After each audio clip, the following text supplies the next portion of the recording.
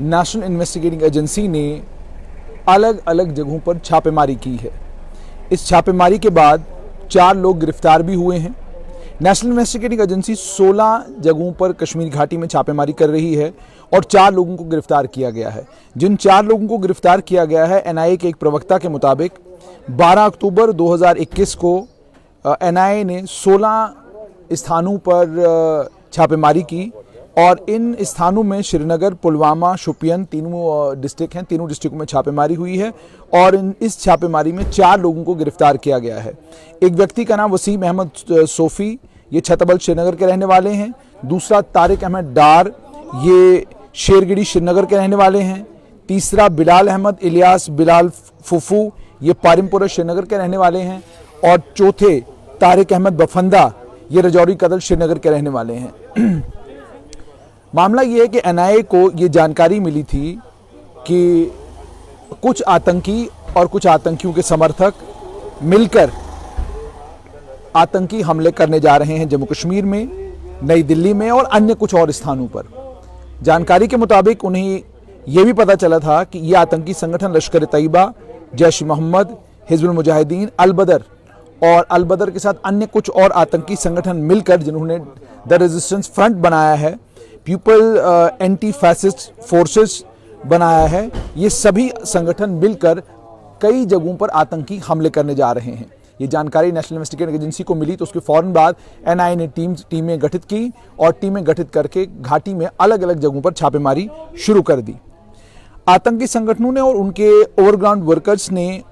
अपने हैंडलर्स के साथ मिलकर, कमांडर्स के साथ मिलकर, जो पड़ोसी देश यानी पाकिस्तान में बेस हैं, वो वहाँ से इन्हें बता रहे थे कि इन्हें किस जगह पर कब किस समय क्या कुछ करना है। सिर्फ इतना ही नहीं बल्कि जो आम युवा हैं कश्मीर घाटी के, उन युवाओं को भी रेडिकलाइज करना,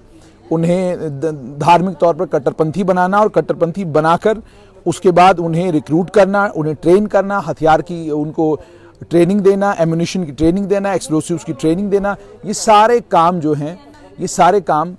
ये पाकिस्तान की तरफ से और पाकिस्तान की ईमा पर ये सारे काम यहाँ पर हो रहे थे। उनने कहा ये आतंकी और इनके कैडर,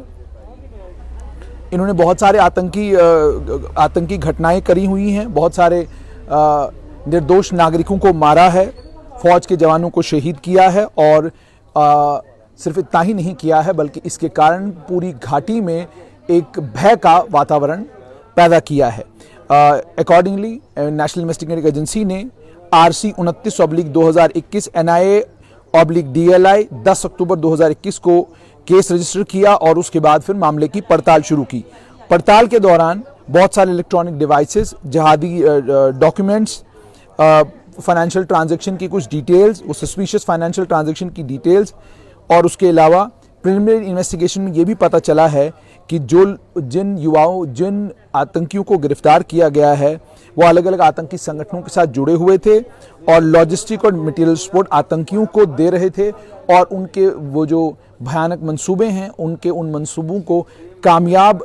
बनवाने के लिए हर तरह का समर्थन दे रहे थे। नेशनल इन्वेस्टिगेटिंग एजेंसी ने 4 लोगों को गिरफ्तार किया है मिलिटेंट कॉन्स्पायरेसी केस में और नेशनल इन्वेस्टिगेटिंग एजेंसी नज़र रखे हुए है